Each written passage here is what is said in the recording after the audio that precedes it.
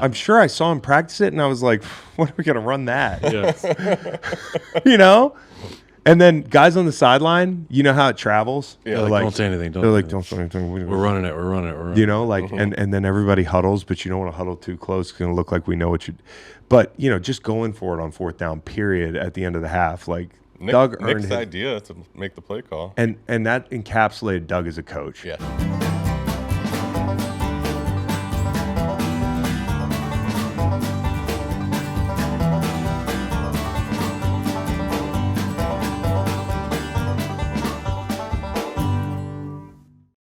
Thanks for tuning in.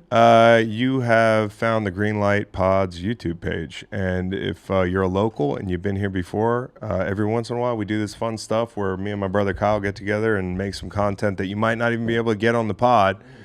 Exclusive. But, this is a cool concept. Kyle last week was like, we should just go through some of the best plays in sports and see if they're overrated or underrated. Overrated, underrated, properly rated. So whether you're a local and you consume the pod, or you're coming from somewhere else, we cover a lot of different fan bases in this installment. So we do. If we missed a moment, or you want us to break down a moment, please put it in the comments, and we'll do another round of this. But it was really fun looking back at some of these plays that happened when we were kids and stuff like that. We can do other sports too. Some moments that we were in. Other sports. Yeah, other sports too. We should do basketball. All submissions. Baseball, high-lie, everything. I saw the Derrick Rose shot. Live? Three-pointer. I was there. You were at the game? Here's an underrated one we might do in the future. That guy hitting that half-court shot at the Heat game. I was there. I saw it. Remember LeBron picked that guy up. We need to go to more games. People are going to do more shit. So anyways, check this out. Like, subscribe, rate it. And tell us what you want to see us break down in the future. Overrated, underrated, properly rated.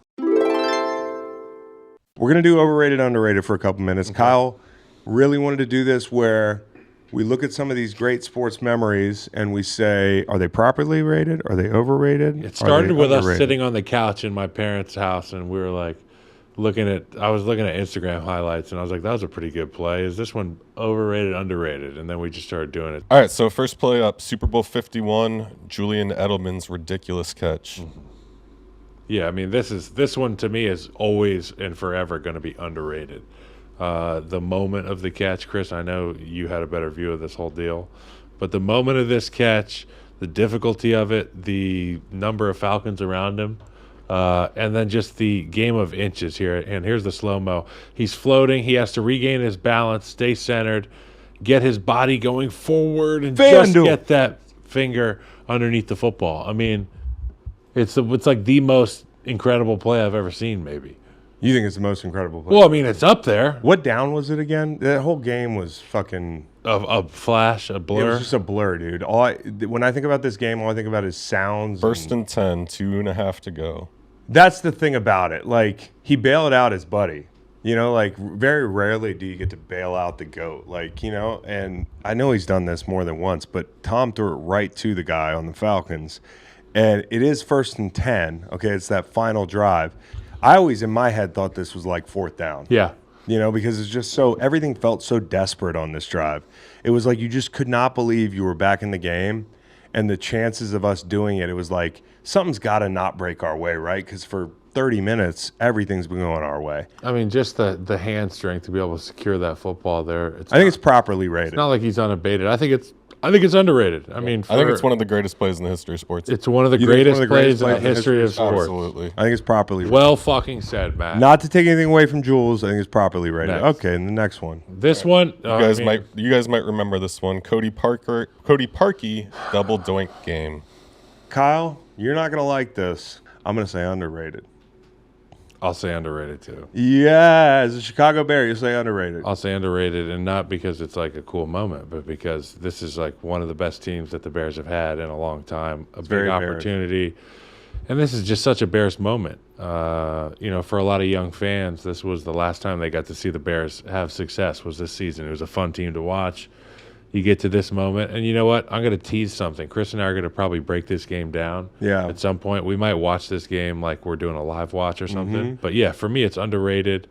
because of the effect it had on the league afterwards. Have we Matt had- Nagy's coaching career, Cody Parkey's life.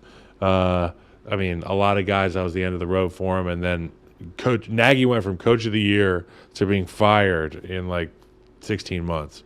Dude, I only had like 60 more minutes of football after this in my career. I mean, it's just feels like yesterday, but it's been 6-7 years or 5 years. And Kyle, I thought I killed Trubisky early on this drive. I thought I just leveled him. And I was like, there's no way he got that ball off. He's a tough sucker. And he just fucking drilled that strike. And I thought, oh my God, this is where, because we were 4-6. We felt like for a while, yeah, we're one of those teams that couldn't handle the Super Bowl. And then the turnaround we had to get in, by this game, we thought we could win it all. Yeah. And then we went to New Orleans. The way your next week. defense was playing was unreal. Yeah. It was a physical group of dogs. It was fun. I think it's underrated because it's pure craziness, dude. I haven't seen a single double doink since. Maybe Just it's let happened. this one run. Yeah. All right, John Elway's helicopter run against the Packers. He's got Reggie White running the hump up there on the right tackle. Shanahan. Mike Shanahan. Yeah, it almost looks a bit Mahomes this year. I'd say it's properly rated, but it's a play that's ahead of its time. Maybe in some sense. John Elway was bigger, faster, stronger than you could ever imagine by all accounts of guys that played against him. So this hit is like took a toll on the defense as much as it took a toll on John. But the ground is the hardest part. Here's what I love about this play, dude. And like we all remember, well, I was a little older than you, so I remember watching this game. But when you hear my dad talk about John Elway, he was like, dude, the guy you saw in the 90s was not the John Elway that I knew. And John Elway in the 90s was a bad man. But what he meant by that was like this guy was hell on two legs. Like he could get out of any situation. He could tuck the ball and run it. Big athletic guy. And more than anything, John Elway just seems like central casting movie character. Yeah. Like if you did an Any Given Sunday 2, He could be Cap. he could be that dude, right? He's the catcher from Major League. And he's in that. Jake. Look, you've got it paused here. Look at his face. Yeah. Eyes up. Eyes wide open. He's going to get hit by 3 motherfuckers. He's not what he once was. 37 years He's old. 37 years old. He's my age. I'm 38. Like, I can't imagine being at that stage, the long road he had, and getting to this moment, and you're just like, hey, fuck it. I'm still that guy, even though you're not. So underrated. It maybe not be underrated, but this is to me, I'm moved by this play, Yeah, Kyle. same. This play moves me. It's like movie stuff. Look at that fucking Look at face. his face, dude. He looks like the Bronco. Overrated. All right, famous catch. Joe Montana to Dwight Clark. Let's take a so look at famous, it. it's called The Catch. Okay. The catch. Montana rolls right. Montana's see got this? options. Nobody's open. I saw this play last week. I saw this play 5 times last week. Okay, it's a good catch. That's One of the most overrated plays in NFL history. God rest his soul, Dwight Clark was a legend and made a lot of big catches. And this was a huge catch. But some people are going to tell me this is like one of the greatest plays in NFL history. I don't believe you. They smoked so much heroin and crack after. Yeah, I was like, bro, how are you telling me? I mean, the nostalgia of it is brilliant. And it's two of the charter franchise kind Bevel of. Conway for sure. I mean, it's Cowboys and fucking. That is a Bevel Conway winner. And there's so many great players on the field, right? But I've seen this catch 7 times over the last 10 days. And that's on you. You can slide I'm watching too much football.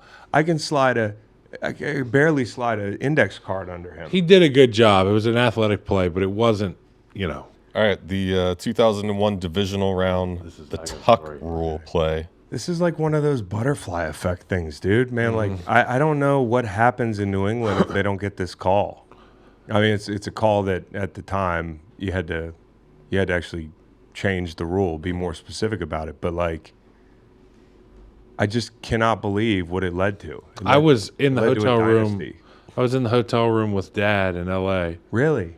when this happened, and I just remember how pissed he was in that moment. Like, oh yeah, as a Raider, Yeah. he was frustrated. what do you think about the call? I was young. What year was this? 2001. I was 12-year-old. I mean, I think I think he didn't know what to make of it. It was something that we had never really diagnosed in the moment like that, right? People still take this play really personally. Charles Woodson. Yeah.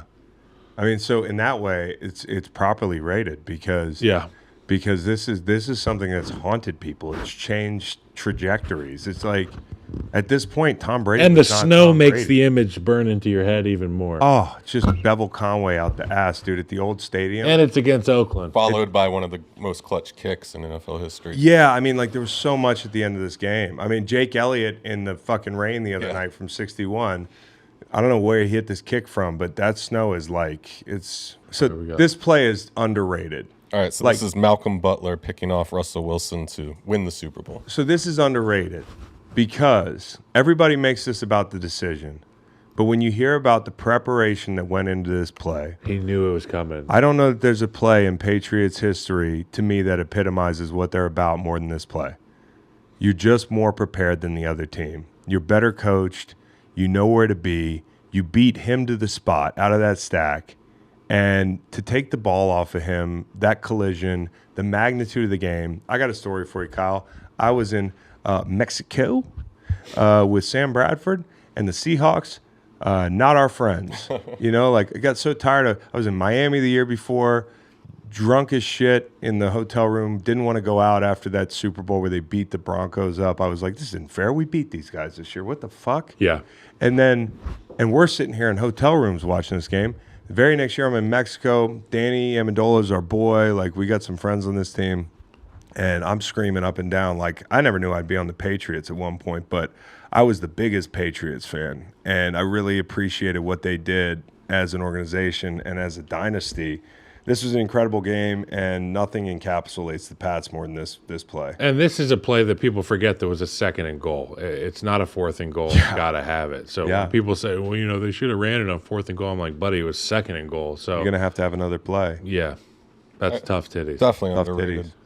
All right, the Miracle in Miami where Gronk didn't take the angle. we have Gronk in defensive back. Somebody said, This one's underrated. speaking of people that run funny, and I'm one of those people, but they said Aiden Hutchinson runs like Waluigi. Like big Somebody arms. said that. I was like, Big arms, high knees. bro, it's crazy, dude. But Gronk, the same. Look at Gronk. He can't get going. He's got that 40-pound brace on his left. I mean, he knew at the end there that he didn't have the angle. Like, Let's call the people out that changed speeds 10 years later. Come back to the beginning. I want to see you change speeds here. Okay, who could have made this play? Oh, that's a bad missed tackle. that whole front. Somebody standing there. Is that? 70. Oh, 70 change speeds. I think it's underrated, man. 70. I think it's an underrated play. Any play that there's zeros on the clock. I got Ted Larson's in there. Run it back for a second. Number Ted 62. Larson's in there. Ted Larson, just right there. Watch 62. Find him. He's out front. Big block. Big block. Larson hustling like a motherfucker down there, too. Damn, dude. Gronk looked like he was stuck in cement. Underrated. Minneapolis Miracle. Underrated. Vikings down 1 with 10 seconds to go, out of field goal range. Has anybody checked on this kid? The Utah kid? This was he corner or safety for the Saints? What's he doing now? Because I don't know how you come back from this. And this is when I talk about the two sides of a coin of being a pro athlete. And everybody says, oh, you got it so easy. You make all this money, all this stuff. This is a job where you can make a mistake and your entire life changes and you never live it down. And I said this again to the UVA guys last week. I'm like, I've been in Super Bowls, man. And I still think about like that Eagles Super Bowl as like a damn it. Because I was this close. I think about the stuff I was this close to doing. You know, like this close to taking the ball off Tom twice. I'll never live it down. You know, I could have had a strip sack. I could have been the second BG in that game. Mm-hmm. And instead of thinking about it just like 100% awesome, part of me will never live those little moments down, even though we won. Can you imagine this happening to you, Kyle? No. I mean, it changes your whole life, dude. No. And that's the flip side of the coin of being a pro athlete. Yeah, this guy's got money, but does he feel good at night when his head hits the pillow? This stuff changes your life, man. And this play was incredible. Underrated. Man. And Joe Buck's call was awesome. The Vikings, they always are on the other side of that shit. Oh, yeah. So it was good that their fans got something like that. And what they got out of that was fucking ass kicking the very next week. Just a fucking ass kicking.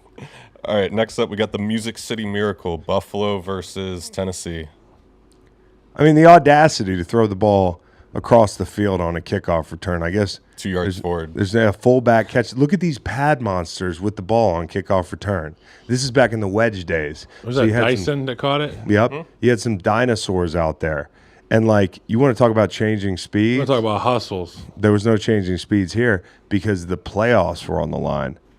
I think it's properly rated. Playoffs were on the line. They call it a miracle. I didn't know that. Yeah, it was a playoff game.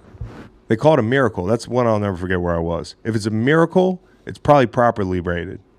Even though I just called the Minnesota Miracle underrated. All right, this one you might recall, Eagles pick 6 to tie the Vikings in the NFC Championship. I don't remember. Can you turn the volume up? I get chills every time I hear Joe Buck. 4 men on the rush. Hey, watch, I think I can recite the whole thing. Four men on the rush. Hit as he throws. Looking for a block. He gets one. Oh, turn the fucking call on, dude. I got chills. I mean, listen, I can't really say what this is because I was in the play. So Nolan's the Philly guy. Unbelievable. I Get chills too. Bro, Amazing. I was jumping up and cheering on the couch. And then from that point forward, we were blew the unstoppable. doors off. We were unstoppable, dude. And sometimes it just takes something like that. And the best part of that play for me, and it never fails, watching Ron Darby get blown up in the corner. Oh. 4 men on the rush. Keenum throws. He's picked. Yeah! You can hear a guy that's like, look at that. Patrick Robinson back Oh, the he other got way. blasted. Looking for a block. Looking for a block. Gets one. Gets it. Robinson for the touchdown. Oh! Hey, bro. And Nigel, when he gets in the tunnel, the guys are in that tunnel, bro. Like, the guys are in that tunnel. Nigel's just punching him, fucking assaulting him. Like, guys are so excited. They're just hitting each other in the tunnel, dude. There's what do you call those guys? The yellow jersey. Ushers. The ushers. They're going nuts, dude. They're going, yeah, yeah, yeah. Dude, I'm so lucky to be on the Nobody. field. I love that he gets blown up on the block, but it's a Usher. great Oh, block. usher. Yeah, yeah. It was. I think it's. I don't know.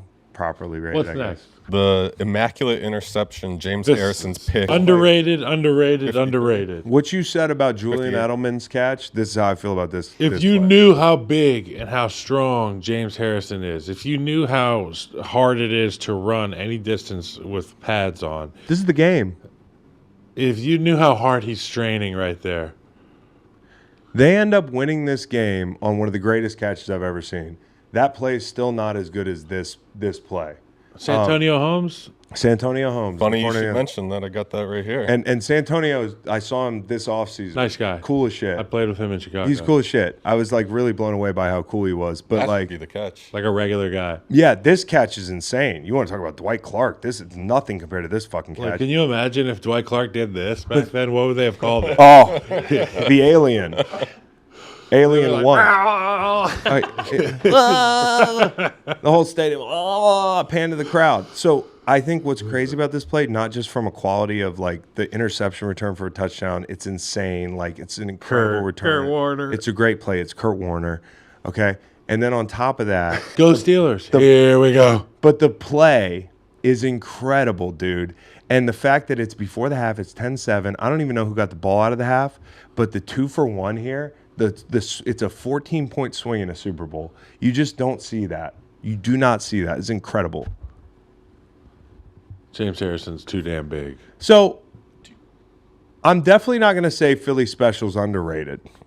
It's properly rated. Properly rated. It's special. Okay. On one hand, like, it took a lot of nuts, but we all knew Doug had the stones. We were up in this game. I felt like we were going to win this game at the half. In the second half, they came out and just picked us apart. But I mean, it's like folklore. It really is.